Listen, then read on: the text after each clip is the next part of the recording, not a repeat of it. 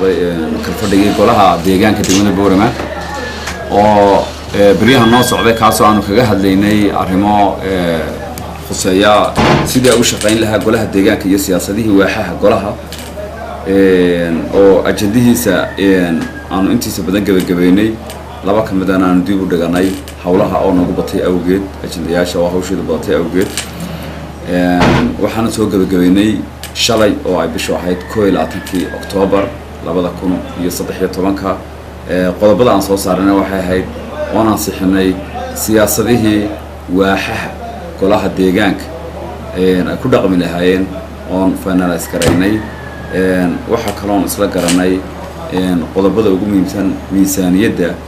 sidii loo kordhin lahaa waxa kale oo isla garanay sidii waax walba ama golaha deegaanka ay waax walba u garan lahayd shaqadeedii iyo nidaamkeeda u shaqayn lahayd runtii markii hore waxaad moodaysay goluhu u cusbaa shaqooyin badan baa isku dhex jiray wax badan baa iskaga laaqnaa qaabka xataa ay u shaqaynayaan may kala garo wax laga yaabaa umay kala cadeyn oo waax baa laga yaabaa in waaxda kale shaqadeedii ay faragelinaysay ama xildhibaanadu midba iska galay shaqo aanu lahayn waxyaabaha aanu shalay soo finalize garay aan soo gabagabeynay bay ka mid ahayd si wanaagsan uu noogu dhamaaday si nabadgelyo uu noogu dhamaaday si duco iyo iskaashigan uu noogu dhamaaday sideeda uga jawaabo waxa weeye wax qabadka laftiisa si loogu wada qanco waxa laga yaabaa aragtiyaha in lagu kala duwanaado indhihiinaaba goynaya wax qabadka iyo bilicdu sida ay u qabsoontay waxaan ahay degmadii ugu horeysay ee bilowday hirgelisay go'aankii wareegtada ahaa ka soo baxay wasiirka arrimaha gudaha